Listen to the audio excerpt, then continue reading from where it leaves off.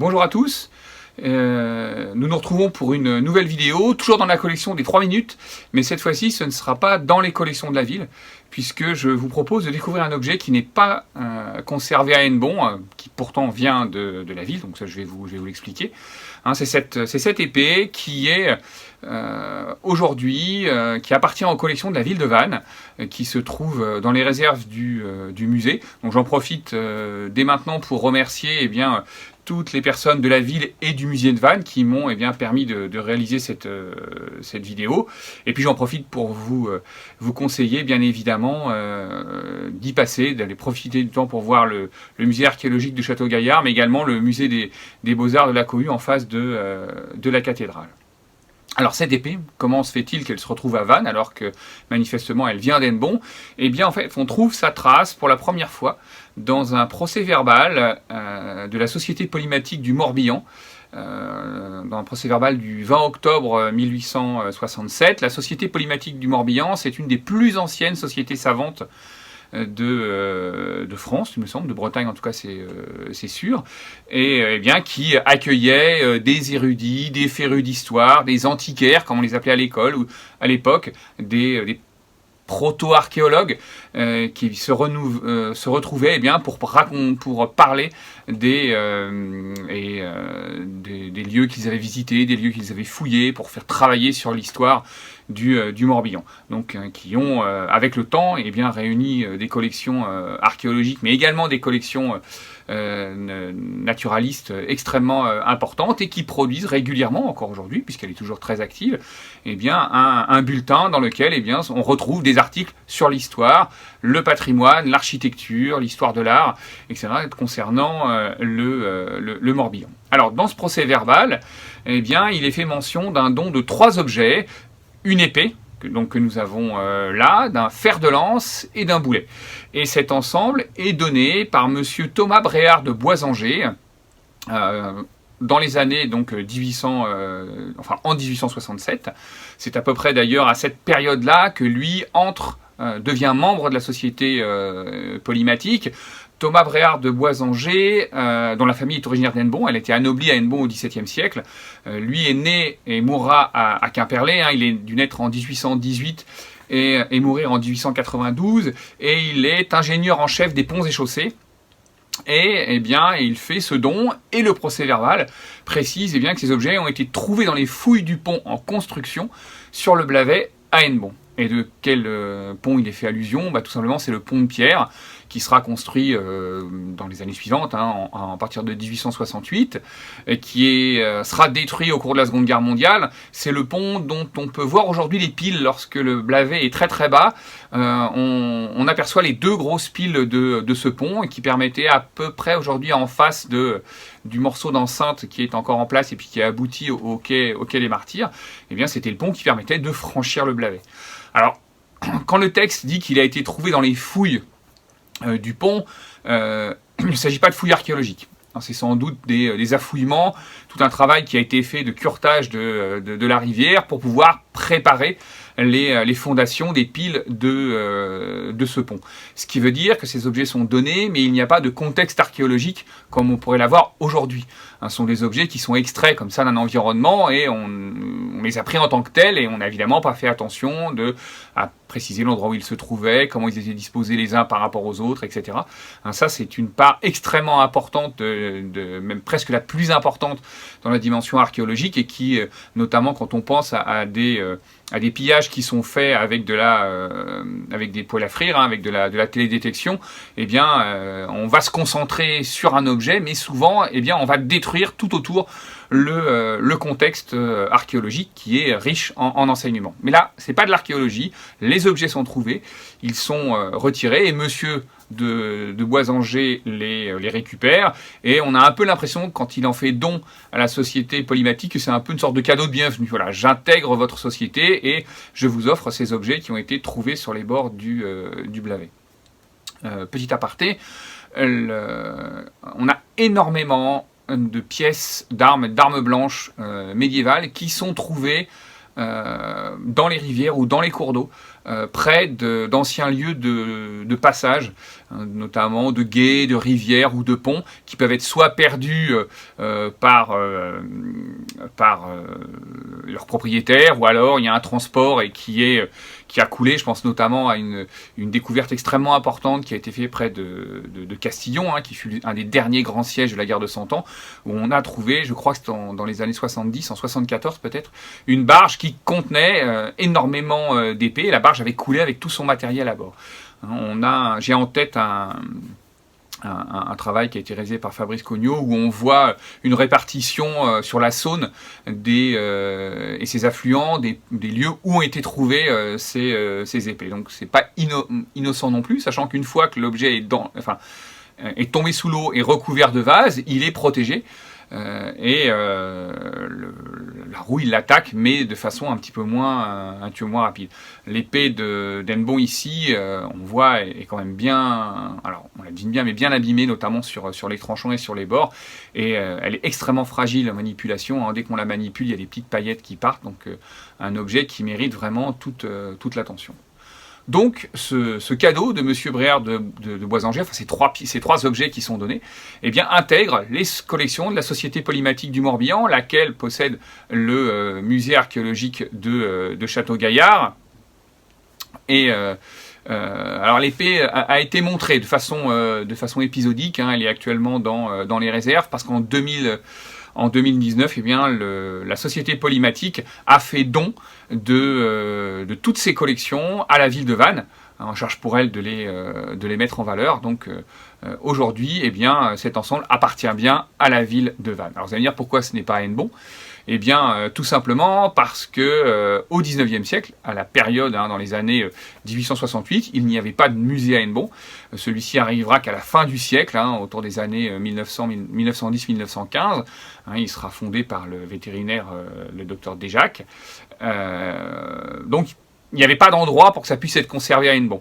Ça a aussi permis sa conservation, parce que le musée du vieil Henbon, fondé au début du XXe siècle, va entièrement être détruit, du moins les pièces vont disparaître lors des bombardements d'août 1944. Alors ce don fait à Vannes a permis de protéger cet objet.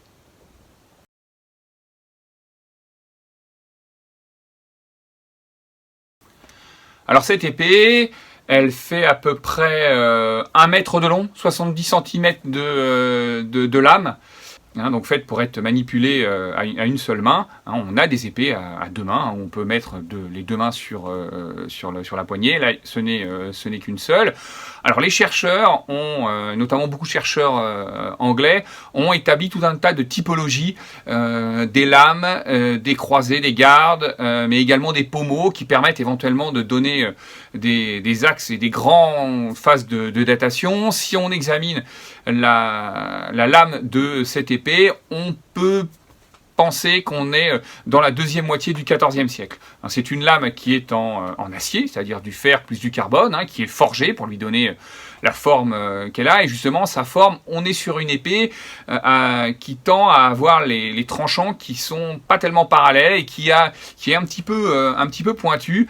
On est à une période où l'épée doit s'adapter au nouveau type de protection que portent les hommes. Alors, on n'est pas du tout encore dans l'armure complète, que l'on connaît, la grande armure métallique qui arrivera beaucoup plus tard, qui couvre entièrement le personnage, mais on a des pièces de mailles, des protections de bras, des protections de jambes, des casques, c'est là où on a le fameux casque dit avec de passereau, celui qui est assez emblématique aussi de cette période, ce casque à nez pointu. Donc on a besoin d'une arme qui permet d'aller essayer de récupérer les défauts de la cuirasse, les endroits où on est un petit peu moins protégé, et donc d'attaquer avec la pointe. Il y a toute une période où on avait des épées qui étaient avec les tranchants beaucoup plus parallèles, et où on frappait plutôt de taille.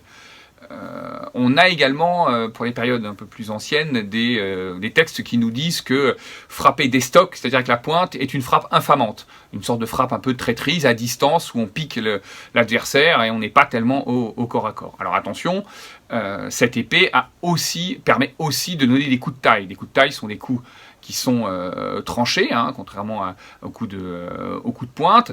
Celle-ci en conserve la trace.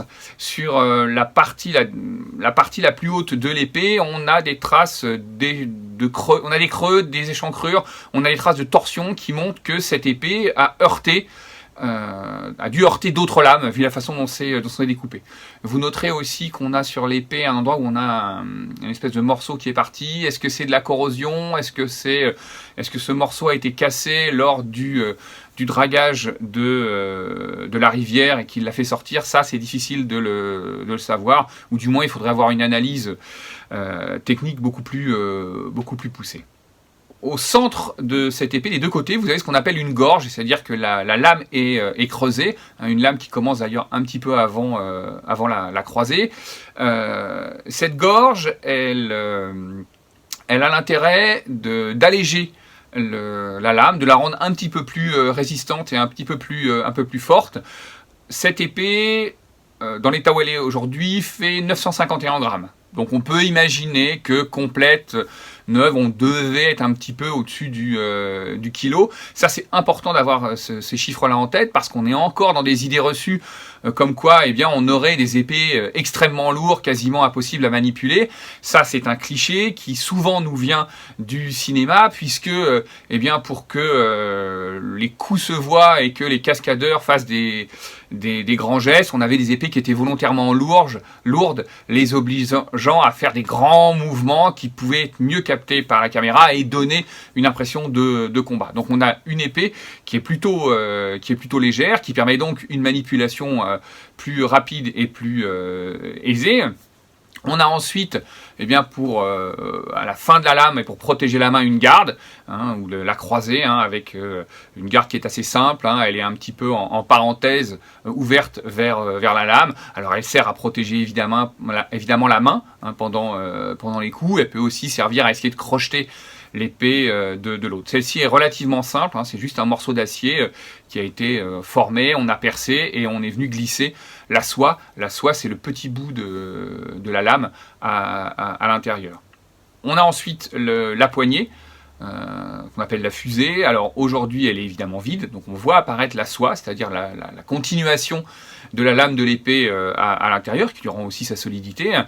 À l'origine, il y avait une garniture dessus, ça pouvait être une garniture de cuir, parfois avec un fil métallique pour pouvoir empêcher les glissades. Là aussi, il y a toute une typologie qui existe sur l'évolution de ces gardes et qui aboutiront beaucoup plus tard, au XVIe et au XVIIe siècle, aux coquilles qu'on a tous envoyé les films de mousquetaires. On va retrouver toutes ces espèces de grilles qui protègent complètement la main et qui peuvent aussi parfois servir à frapper.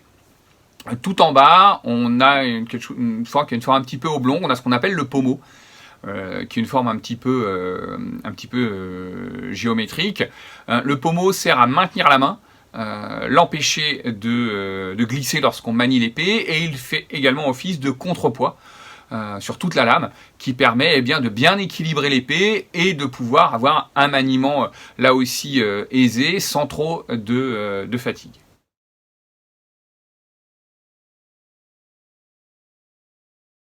Alors si on part du principe que cette épée date bien de la seconde moitié du XIVe siècle, elle nous renvoie directement aux grands épisodes de la guerre de succession de Bretagne, et notamment aux sièges qui ont touché la ville. On a le fameux siège de 1342, au cours duquel s'illustre la comtesse Jeanne de Flandre, qui prendra au XIXe siècle, à l'époque romantique, son surnom de Jeanne la Flamme. Il existe une vidéo sur ce sujet, je vous mettrai le lien juste au-dessus, comme d'habitude. Vous avez également un autre siège important pour cette deuxième moitié du XIVe siècle, qui est celui au printemps 1373, peut-être en mai. on a Bertrand du Guesclin, on est dans la tentative de reprise par la royauté française en main de la Bretagne sous Jean IV, et on nous dit que Bertrand du Guesclin vient reprendre la ville qui était protégée par une garnison anglaise, qu'il passe au fil de l'épée, et Cuvelier, son biographe, nous dit qu'il épargne les Hennebontais, mais on a là un épisode flagrant qui peut être un de ces deux épisodes, peut-être plus celui de 1373, d'où peut provenir cette épée, et puis également le fer de lance qui a été conservé. Intéressant, on voit que l'épée a été trouvée dans le Blavet, on est à un moment où on n'a pas de port, où on est directement au pied des murs. Vous avez également le ruisseau du Loireau qui est aujourd'hui sous les immeubles et sous les maisons qui coulent non loin de l'enceinte. On a une confluence de cette petite rivière et de le Blavet à cet endroit-là. Donc on peut aussi imaginer une tentative d'assaut à partir de la rivière, avec peut-être une échelade en pied de rempart, et puis un personnage qui après s'est battu, perd son épée, ou alors quelqu'un qui est touché sur un navire et qui, tombant dans l'eau, laisse tomber son épée. Voilà, c'était intéressant de vous parler de cette épée, qui est un des objets les plus anciens, hormis quelques pièces préhistoriques de la ville, un des plus emblématiques aussi de l'histoire médiévale d'Hennebont. Alors je vous le disais, elle n'est pas visible par le public, elle est actuellement en réserve. Comme je vous le disais aussi, c'est un objet qui est très fragile, la manipulation est vraiment compliquée. Donc on sait qu'il est dans un endroit où la conservation sera optimum, et puis il faut espérer qu'à l'occasion d'expositions, on puisse le voir et en profiter. Je vous remercie beaucoup de votre attention, et puis je vous dis à très bientôt pour une nouvelle vidéo. Au revoir.